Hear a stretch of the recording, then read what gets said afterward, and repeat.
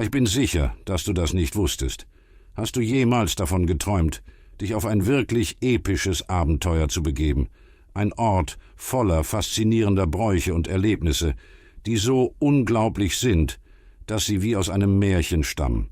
Heute lade ich dich ein, die Mongolei zu erkunden, ein Land, das alle Erwartungen übertrifft. Von aufregenden Zugreisen bis hin zu beeindruckenden Traditionen und der unvergleichlichen Schönheit seiner Landschaften. Diese Reise geht über das Gewöhnliche hinaus. Es ist ein Erlebnis, das du nicht verpassen darfst. Begleite mich auf dieser Reise und entdecke alles, was die Mongolei zu bieten hat. Und verpasse keine Überraschung am Ende der Reise. Lass uns gemeinsam auf Entdeckungsreise gehen. Fakt Nummer 1.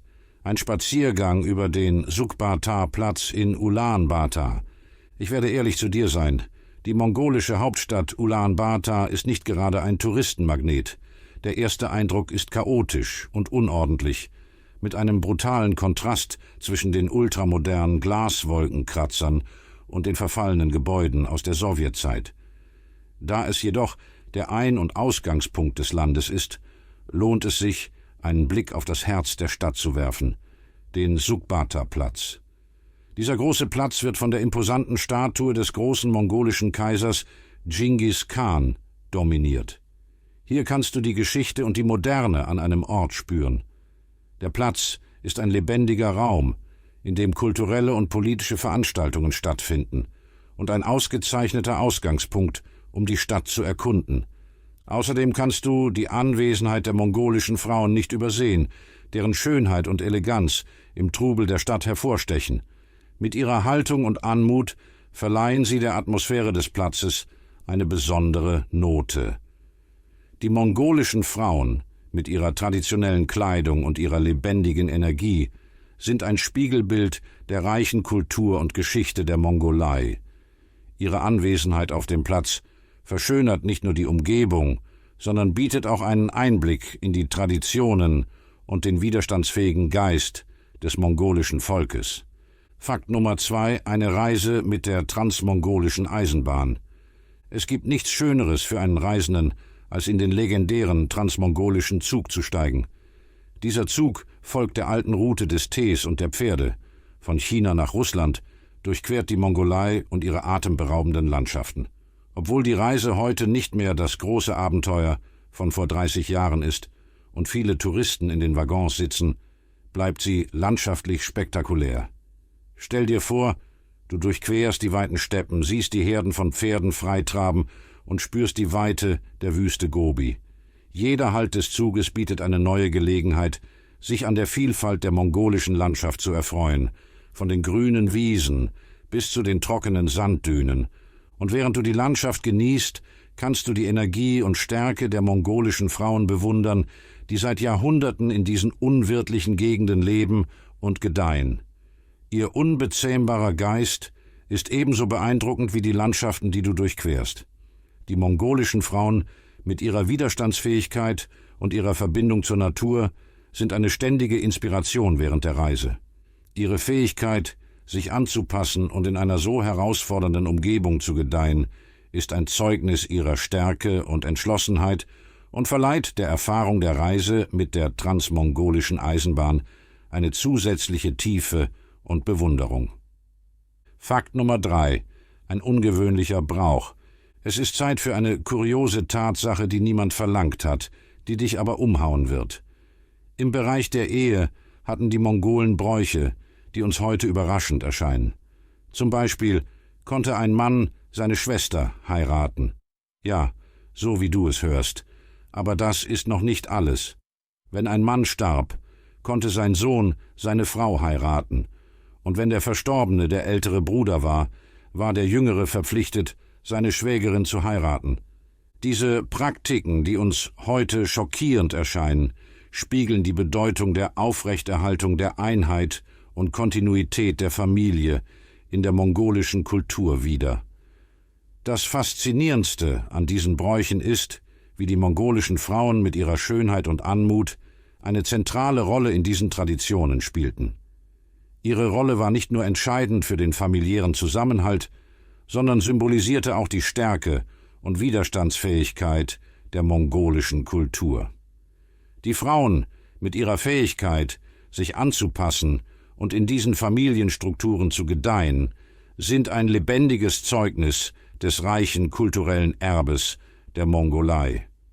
Darüber hinaus sind traditionelle mongolische Hochzeiten Ereignisse voller Symbolik und Rituale, die die tiefe Verbindung der Gesellschaft zu ihren nomadischen Wurzeln widerspiegeln. Von der Übergabe symbolischer Geschenke bis zur Auswahl günstiger Daten, die mit Mönchen oder Wahrsagern konsultiert werden, ist jeder Schritt des Eheprozesses von kultureller Bedeutung durchdrungen. Die Frauen mit ihrer traditionellen Kleidung und ihrer Rolle in der Zeremonie sind das Herz dieser Feierlichkeiten und zeigen die Schönheit und Tiefe der mongolischen Traditionen. Fakt Nummer 4: Buddhistischer Tourismus und eine Geschichtsstunde. Das Gandanteg-Chinlen-Kloster, dessen unaussprechlicher Name als »großer Ort der absoluten Freude« übersetzt wird, ist ein verstecktes Juwel in der Nähe des Zentrums von Ulaanbaatar. Seine größte Attraktion ist ein majestätischer 26 Meter hoher Buddha, der mit Gold überzogen ist. Ein Tipp: Fotografieren ist verboten. Die Straße, die zum heiligen Gelände hinaufführt, ist eine Abfolge von Geschäften, die Kerzen, Opfergaben und andere kuriose Gegenstände der buddhistischen Religion verkaufen. Das 1838 gegründete Kloster im tibetischen Stil war das Zentrum der buddhistischen Lehren in der Mongolei. Während der kommunistischen Ära wurde der Kult verboten und es kam zu einem schrecklichen Massaker, bei dem mehr als 15.000 Lamas ums Leben kamen.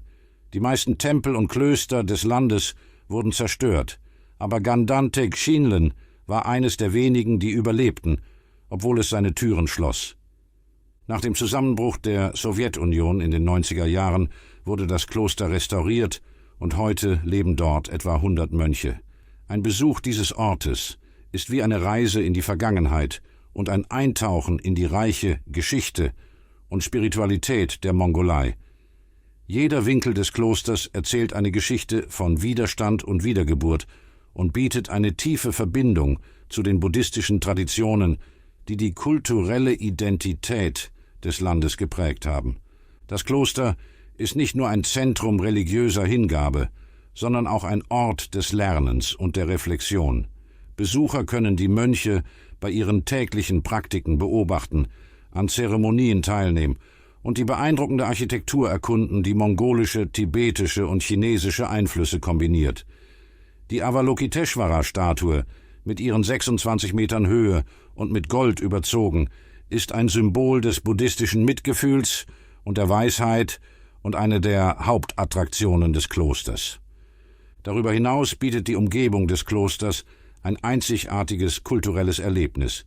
Die nahegelegenen Geschäfte und Märkte verkaufen eine Vielzahl religiöser Artikel und Souvenirs, sodass die Besucher ein Stück der mongolischen Spiritualität mit nach Hause nehmen können.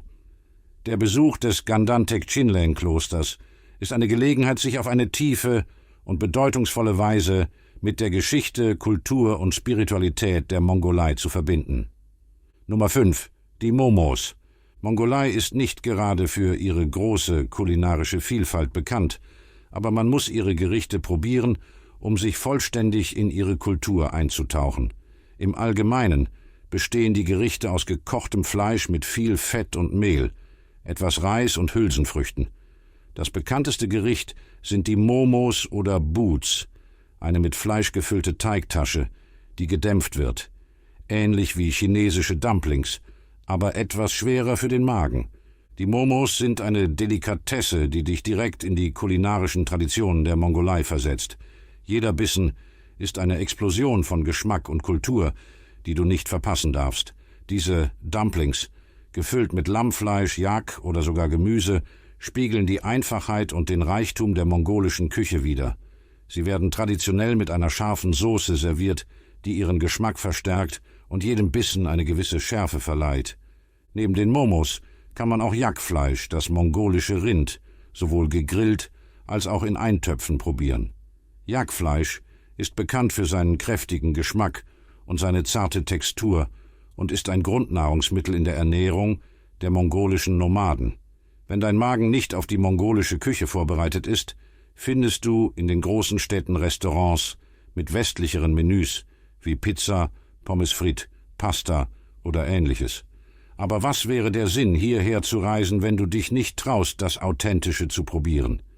Das kulinarische Erlebnis in der Mongolei beschränkt sich nicht nur auf das Essen. Es ist eine Gelegenheit, sich mit der Kultur und den Traditionen des Landes zu verbinden. Die Mongolen schätzen Gastfreundschaft sehr, und eine Mahlzeit mit ihnen zu teilen ist eine Möglichkeit, ihre Großzügigkeit und Lebensweise zu erleben. Also, wenn du die Momos probierst, denke daran, dass du Jahrhunderte von Geschichte und Tradition schmeckst. Nummer 6. Naadam Festival. Die Mongolen lieben das Naadam, ein beeindruckendes Fest von 2 oder 3 Tagen mit Wettbewerben im professionellen Ringen, Pferderennen und Bogenschießen. Obwohl Naadam Spiele bedeutet, ist das Fest viel mehr als das. Es geht darum, Spaß zu haben, sich mit Freunden und Familie zu treffen, Kuhschur, Lammteigtaschen zu essen und Wodka zu trinken. Die traditionellsten Festivals werden in Dörfern wie Katgal im Norden gefeiert, wo alle Nachbarn teilnehmen. Diese sind die fotogensten, mit den Kämpfern, Bogenschützen, Reitern und Teilnehmern, die von beeindruckenden Landschaften umgeben sind. Das Naadam findet jedes Jahr zwischen dem 11. und 13. Juli statt und ist eng mit der nomadischen Lebensweise der Mongolen verbunden. Während des Festivals beobachten die Mongolen eine Reihe spezifischer Rituale und Praktiken, wie das Tragen spezieller Kleidung und die Verwendung charakteristischer Instrumente und Sportgeräte. Es ist eine Feier, die nicht nur körperliche Geschicklichkeit zeigt, sondern auch das reiche kulturelle Erbe der Mongolei. Die Teilnehmer des Festivals haben großen Respekt vor allen Sportlern, Männern, Frauen und Kindern, die an den Wettbewerben teilnehmen, und den Siegern werden Auszeichnungen verliehen, um ihre Erfolge zu belohnen. Das Naadam ist nicht nur ein Sportereignis, sondern auch eine Manifestation der kulturellen Identität der Mongolei. Die mündlichen Traditionen, darstellenden Künste, die Zubereitung nationaler Gerichte, das Kunsthandwerk und kulturelle Ausdrucksformen wie der Kehlgesang Khömai und der Tanz Bie Biyelge sind integraler Bestandteil des Festivals. Darüber hinaus verleiht die Verwendung der Geige namens Morin Khur den Feierlichkeiten eine musikalische Tiefe. Das Festival ist eine Gelegenheit für die Mongolen, ihr Erbe zu feiern und ihre Traditionen an die neuen Generationen weiterzugeben. Die Teilnahme am Naadam fördert das Zusammenleben und den Respekt vor der Natur und der Umwelt, Werte, die tief in der nomadischen Kultur der Mongolei verwurzelt sind. Der Besuch des Naadam ist ein unvergessliches Erlebnis, das einen einzigartigen Einblick in das Leben und die Traditionen der Mongolen bietet. Nummer 7. Wandern. Mit seinen zerklüfteten Bergen, ruhigen Tälern und blühenden Feldern schreit die mongolische Landschaft danach, zu Fuß erkundet zu werden. Wandern ist in der Mongolei noch eine relativ neue Aktivität, aber man kann es in Orten wie den Nationalparks mit unaussprechlichen Namen, wie dem Gorki-Tereli-Nationalpark und dem Altai-Tavanburg-Nationalpark, praktizieren. Diese Parks bieten eine Vielzahl von Routen, die von einfachen Wanderungen bis hin zu herausfordernden mehrtägigen Touren reichen. Obwohl es keine Unterstände zum Aufwärmen gibt und markierte Wege selten sind, kann der Wanderer in Jurten Schutz finden und Einheimische treffen, die bereit sind, ihm den Weg zu weisen. Es gibt keine Sherpas, aber ein Pferd oder ein Jak werden deine besten Reisebegleiter sein. Es ist wichtig, sich mit guten Karten, einem robusten Zelt und vor allem einem abenteuerlichen Geist auszustatten. Stell dir vor, du wanderst auf Wegen, wo die Natur sich in ihrem reinsten Zustand zeigt, mit der Möglichkeit, Steinadler, Murmeltiere und, wenn du Glück hast, sogar einen Schneeleoparden zu sehen. Der Gorki-Tereli-Nationalpark in der Nähe von Ulaanbaatar ist bekannt für seine einzigartigen Felsformationen und alpinen Wiesen. Hier kannst du Pfade erkunden, die dich durch Kiefernwälder und blühende Täler führen, mit der Möglichkeit, buddhistische Klöster zu besuchen und beeindruckende Panoramablicke zu genießen.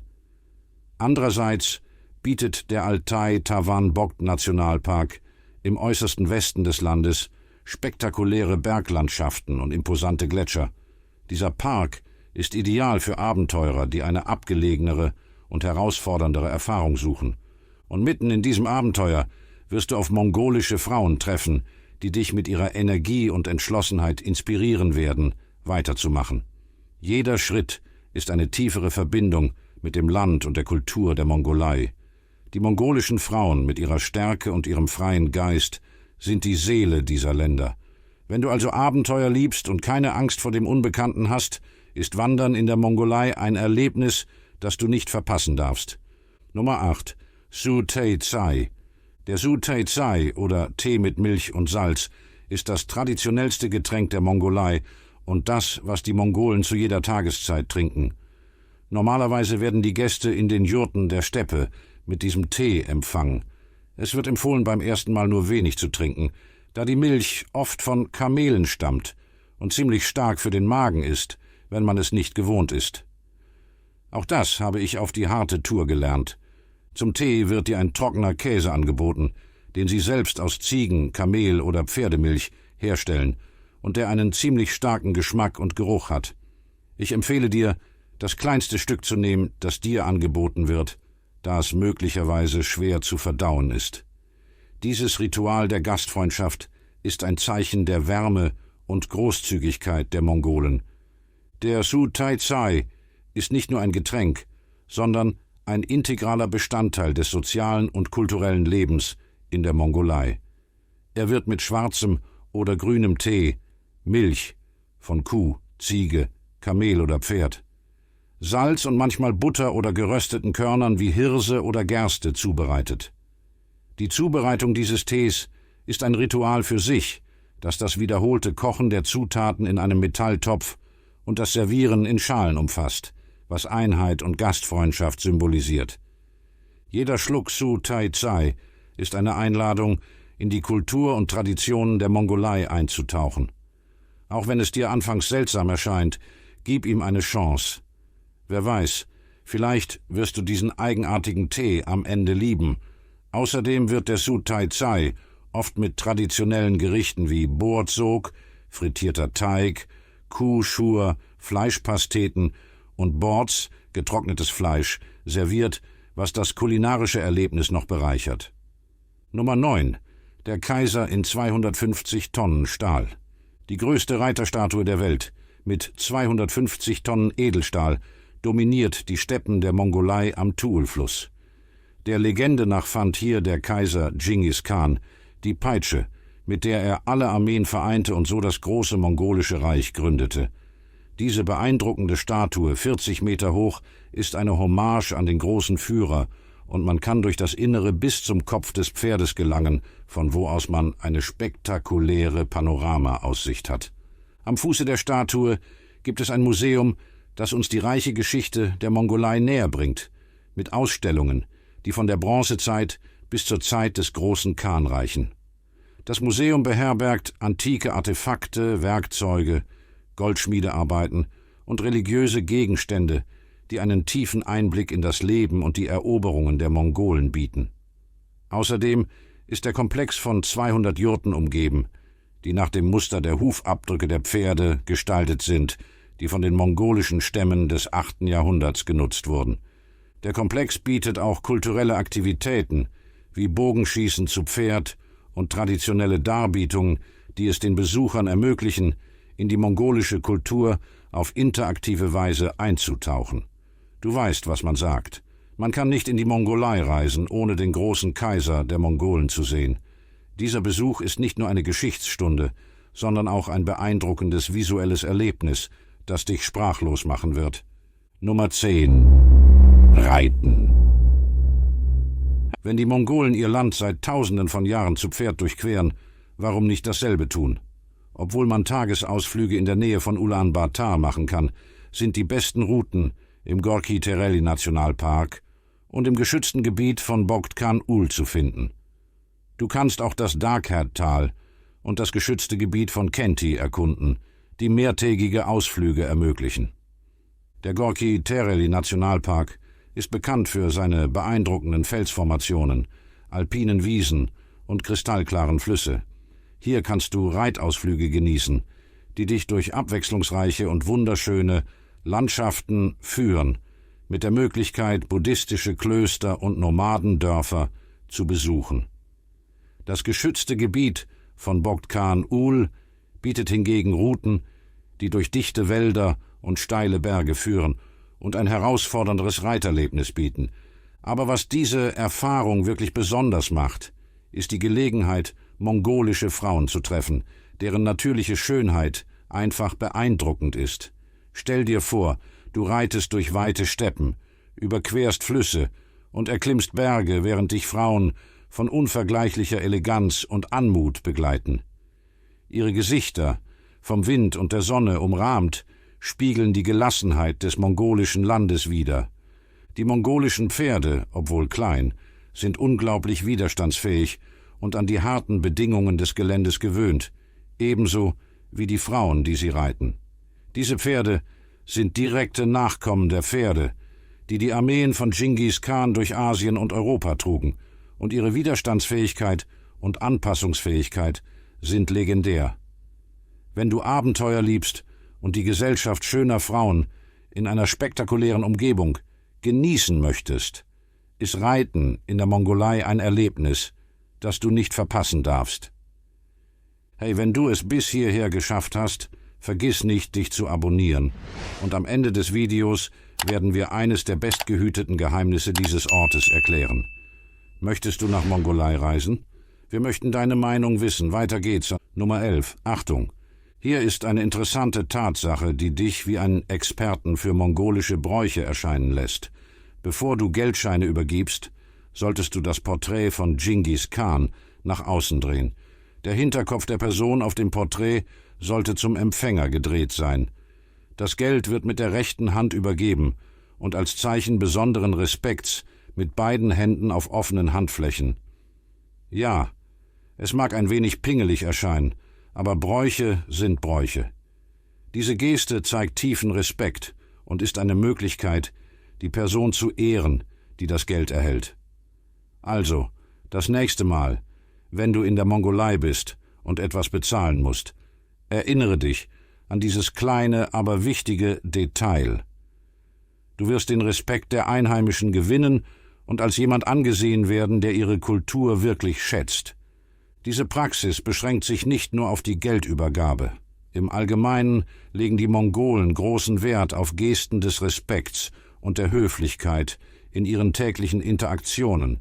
Zum Beispiel ist es üblich, beim Empfangen oder Übergeben von Gegenständen beide Hände zu benutzen, um Respekt zu zeigen. Diese kleinen Details spiegeln die Bedeutung wider, die zwischenmenschlichen Beziehungen und gegenseitigem Respekt in der mongolischen Kultur beigemessen wird. Nummer 12. Sei nicht unhöflich. In der Mongolei fragen die Gastgeber einen Gast nie, ob er Tee trinken möchte. Sie laden ihn einfach an den Tisch ein.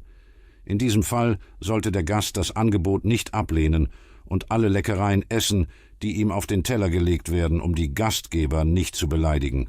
Es ist ein Zeichen von Respekt und Dankbarkeit, das anzunehmen, was dir angeboten wird, auch wenn es nicht nach deinem Geschmack ist. Die Mongolen sind unglaublich gastfreundlich und bemühen sich, ihre Gäste wie zu Hause fühlen zu lassen. Also, auch wenn dir etwas serviert wird, das dir nicht besonders zusagt, mach dir die Mühe, es zu probieren. Außerdem ist es eine ausgezeichnete Möglichkeit, in die lokale Kultur einzutauchen und ihre Gastfreundschaft aus erster Hand zu erleben. Sei nicht unhöflich und genieße die Erfahrung. Dieses Ritual der Gastfreundschaft umfasst auch den Sutai-Zai oder Tee mit Milch und Salz, der den Besuchern traditionell angeboten wird. Obwohl sein Geschmack für Ungewohnte etwas stark sein kann, ist es eine Form des Respekts und der Wertschätzung der mongolischen Kultur, diesen Tee anzunehmen und zu genießen. Die mongolische Gastfreundschaft ist eine der herausragendsten Eigenschaften des Landes, und die Teilnahme an diesen Ritualen ermöglicht es dir, die Wärme und Großzügigkeit der Menschen zu erleben. Nummer 13. In einer Jurte schlafen. Um sich wie ein echter Mongole zu fühlen, ist es notwendig, eine Nacht in einem Gea oder einer Jurte zu verbringen, den typischen Behausungen der Nomaden. Mach dir keine Sorgen über den Kuhdunggeruch, den ihre Wände abgeben. Er ist ein perfekter Isolator gegen die Kälte, und nach einer Weile wirst du ihn nicht mehr bemerken. Nachts hält dich die Wärme des Feuers warm, und du hörst nur den Wind und die nachtaktiven Tiere. Aber das Magischste an dieser Erfahrung ist, sie mit den mongolischen Frauen zu teilen, deren Schönheit selbst in der Einfachheit einer Jurte erstrahlt. Stell dir vor, du wachst mit dem Klang der Pferde und dem Aroma von Tee mit Milch und Salz auf und siehst die Frauen, die das Frühstück mit einer Anmut und Geschicklichkeit zubereiten, die dich in Erstaunen versetzen. Auch wenn es draußen bitterkalt ist, schau dir die Sterne an diesem klaren, ungetrübten Himmel an und teile diesen Moment mit Frauen, deren Anwesenheit die Nacht noch besonderer macht.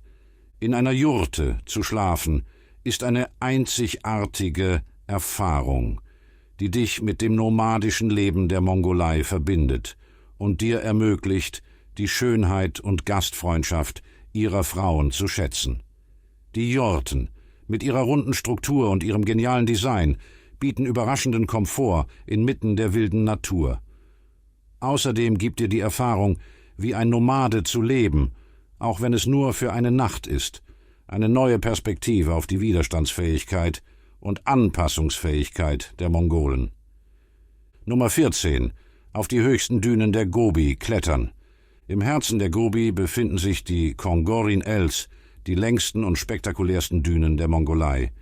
Diese Dünen, auch bekannt als die singenden Dünen, erstrecken sich über etwa 100 Kilometer Länge und 12 Kilometer Breite und tauchen inmitten eines Tals mit grünen Weiden auf, was aus der Ferne wie eine Fata Morgana wirkt.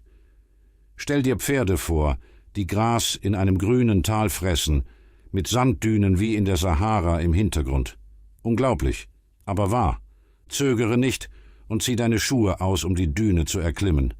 Obwohl der Aufstieg nicht einfach ist und dich viel Kraft kosten wird, sind die beeindruckenden Aussichten von oben den Aufwand wert. Von der Spitze aus kannst du die weite Wüste Gobi und die Altai-Berge in der Ferne betrachten. Außerdem erzeugen die Dünen ein einzigartiges Geräusch, wenn der Wind über sie weht, bekannt als das Singen der Dünen, das der Erfahrung eine magische Note verleiht. Darüber hinaus kannst du in der Gobi Orte wie Bayanzak erkunden, bekannt als die Flaming Cliffs, wo einige der wichtigsten Fundstellen von Dinosaurierfossilien und Eiern der Welt entdeckt wurden. Dieser Ort ist berühmt für die Entdeckungen des Paläontologen Roy Chapman Andrews in den 1920er Jahren, einschließlich der ersten bekannten Dinosaurier-Eier. Im Naturhistorischen Museum der Mongolei in Ulaanbaatar können einige dieser Überreste besichtigt werden, obwohl die meisten in amerikanischen Museen ausgestellt sind. Wenn du ein Liebhaber von Abenteuern und Geschichte bist, ist das Besteigen der Dünen der Gobi eine Erfahrung, die du nicht verpassen darfst. Die Kombination aus beeindruckenden Landschaften, antiker Geschichte und der Möglichkeit, das Singen der Dünen zu hören, macht dies zu einem unvergesslichen Abenteuer. Nummer 15. Ein richtig cooler Sport. Die Jagd mit Adlern ist seit Jahrhunderten ein Sport der Nomaden in Zentralasien. Marco Polo erwähnte bereits die großen Raubvögel, die Kublai Khan besaß. Heute lebt dieser Sport nur noch in dieser kleinen Region der Mongolei weiter. Wenn du nach Bayan-Ölgii reist, kannst du die kasachischen Jäger kennenlernen, die diese majestätischen Vögel fangen und trainieren. Die beste Zeit, um dieses Spektakel zu sehen, ist Anfang Oktober, wenn in Ölgii das farbenfrohe Adlerfest gefeiert wird. Während dieses Festivals zeigen die Jäger ihre Fähigkeiten und die besondere Verbindung, die sie zu ihren Adlern haben. Es ist eine einzigartige Gelegenheit, eine jahrhundertealte Tradition zu erleben und die tiefe Beziehung zwischen den Mongolen und der Natur zu verstehen. Das Festival umfasst Wettbewerbe, bei denen die Jäger und ihre Adler ihre Geschicklichkeit in der Jagd und im Gehorsam demonstrieren. Neben den Wettbewerben bietet das Festival eine Vielzahl kultureller Aktivitäten wie Pferderennen, Bogenschießen und Vorführungen traditioneller kasachischer Kleidung. Das Adlerfest feiert nicht nur die Fähigkeiten und den Mut der Jäger, sondern auch das reiche kulturelle Erbe der Kasachen in der Mongolei. Die Berühmtheit dieses Sports hat es bis nach Hollywood geschafft, mit dem Film The Eagle Huntress, der die Geschichte einer jungen Jägerin erzählt, die die Traditionen herausfordert, um eine Adlerjägerin zu werden. Der Besuch dieses Festivals ist ein einzigartiges Erlebnis, das dir ermöglicht, in eine uralte Tradition einzutauchen und die Schönheit und Majestät der Steinadler zu schätzen. Nummer 17. Essen wie ein Mongolei. Um wie ein echter Mongole zu essen, muss man den Tag mit einem kräftigen Frühstück beginnen, aufwachen und einen bitteren Tee trinken, begleitet von einer Bartansuppe, einer weißlichen Brühe auf Fleischbasis, die dich bis auf die Knochen wärmt. Diese Suppe, die aus Fleischstücken, meistens Lamm und Weizenmehl hergestellt wird, ist ein Grundnahrungsmittel, das die notwendige Energie liefert, um den Tag unter den harten Bedingungen der Steppe zu bewältigen. Zum Mittagessen gibt es nichts Besseres als nahrhafte Nols, Reisnudeln mit etwas Gemüse oder Fleisch. Dieses Gericht ist einfach, aber nahrhaft und spiegelt den Einfluss der benachbarten Küchen auf die mongolische Gastronomie wider. Noles sind eine beliebte Wahl unter den Nomaden, da sie leicht zuzubereiten sind und eine gute Menge an Nährstoffen liefern, um die Energie während des Tages aufrechtzuerhalten. Und zum Abendessen gibt es kräftige Burz, eine Art gedämpfte Fleischklöße, die dich mehr als satt machen. Burz sind Teigtaschen, gefüllt mit Lamm oder Rindfleisch, gewürzt mit Zwiebeln und Knoblauch und gedämpft, bis sie zart und saftig sind. Dieses Gericht ist besonders beliebt während des Chaga Ansar, des mongolischen Mondneujahrs, wird aber das ganze Jahr über als wohltuende und köstliche Mahlzeit genossen. Das Essen in den Steppen ist nicht luxuriös, aber es hat einen authentischen Geschmack und eine kulinarische Essenz, die man probieren muss. Jeder Bissen ist eine direkte Verbindung zum nomadischen Leben und den Traditionen der Mongolei. Wenn du also ein einzigartiges kulinarisches Erlebnis erleben möchtest, zögere nicht, diese Gerichte zu probieren. Ich verspreche dir, du wirst es nicht bereuen. Nummer 18. Ein bisschen mehr Geschichte. Obwohl die Kommunisten viele der alten buddhistischen Klöster zerstörten, steht Karakorum, der historischste und monumentalste Ort des Landes, noch immer. Hier errichtete Dschingis Khan im 13. Jahrhundert seine Basis und sein Sohn Ogedai befahl den Bau der Hauptstadt des mongolischen Reiches. Karakorum wurde zu einem Zentrum des Handels und der Kultur und zog Händler und Handwerker aus der ganzen bekannten Welt an. Außerdem befindet sich in Karakorum das Erdene Tsu, das erste buddhistische Kloster des Landes. Gegründet im Jahr 1585 wurde dieses Kloster mit Steinen aus den Ruinen von Karakorum erbaut und ist eines der wenigen, das die kommunistische Säuberung der 1930er Jahre überlebte. Erdene Tsu ist ein Zeugnis der Widerstandsfähigkeit des buddhistischen Glaubens in der Mongolei und ein Ort von großer historischer und spiritueller Bedeutung. Dieser Ort ist ein Muss für jeden, der verstehen möchte, was das mongolische Reich einst war. Ein Spaziergang durch seine Ruinen ist wie eine Reise in die Vergangenheit und ein Eintauchen in die reiche Geschichte der Mongolei. Jeder Stein und jede Ecke erzählen eine Geschichte von Größe und Macht. Darüber hinaus verleiht die umliegende Landschaft des Orkhon-Tals, das zum UNESCO-Weltkulturerbe gehört, dem Besuch eine zusätzliche Schicht von Schönheit und Bedeutung. Nummer 19. Die Hauptstadt. Ulaanbaatar hat sich zu einem dynamischen Zentrum für Handel, Kultur und Freizeit entwickelt. Der Verkehr und die Menschenmengen können überwältigend sein, aber vom Zentrum aus kann man fast alle Sehenswürdigkeiten zu Fuß erreichen. Nach dem Besuch der Museen wird empfohlen, das berauschende Nachtleben und die Vielzahl an Cafés und Restaurants zu erleben. Die Stadt hat auch eine ruhige Seite. Du kannst das Gebetsrad des Gandan Kiid, des größten buddhistischen Klosters der Mongolei, drehen oder zum Tsaishan Memorial aufsteigen, um eine Pause von dieser sich ständig verändernden Stadt zu machen.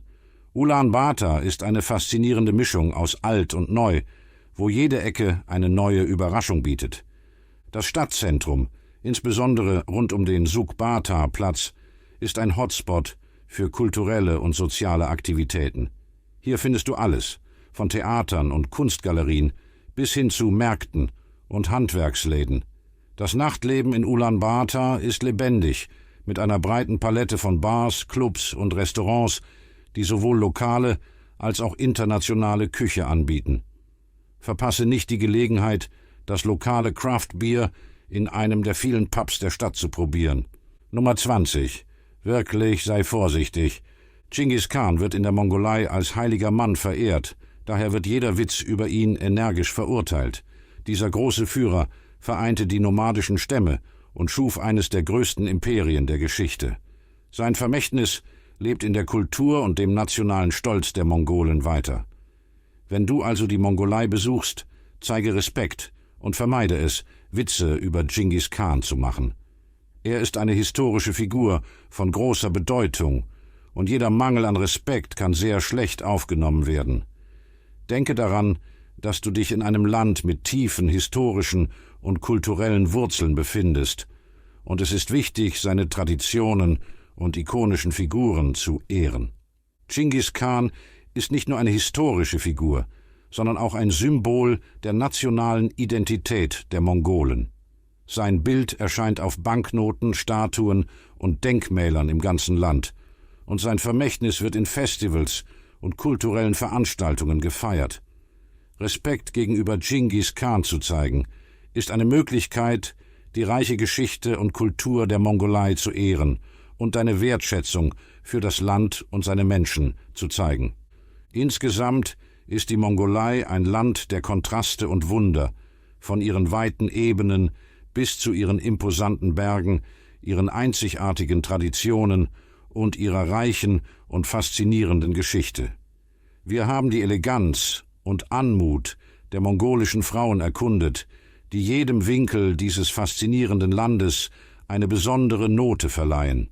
Vom Spaziergang über den Suq-Batar-Platz in Ulaanbaatar, der Reise mit dem legendären transmongolischen Zug, bis hin zur Erfahrung des Lebens in einer Jurte und der Entdeckung einzigartiger Hochzeitsbräuche. Jeder Aspekt der Mongolei lädt uns ein, in ihre Kultur einzutauchen und die Schönheit ihrer Frauen zu schätzen. Welcher Aspekt der Mongolei hat dich am meisten beeindruckt?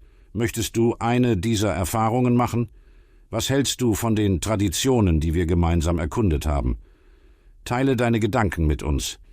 Wenn dir diese virtuelle Reise durch die Mongolei gefallen hat und du weiterhin dieses wunderbare Land und andere unglaubliche Reiseziele erkunden möchtest, vergiss nicht, diesem Video ein Like zu geben und unseren Kanal zu abonnieren, um mehr aufregende Inhalte zu erhalten. Bis zum nächsten Abenteuer.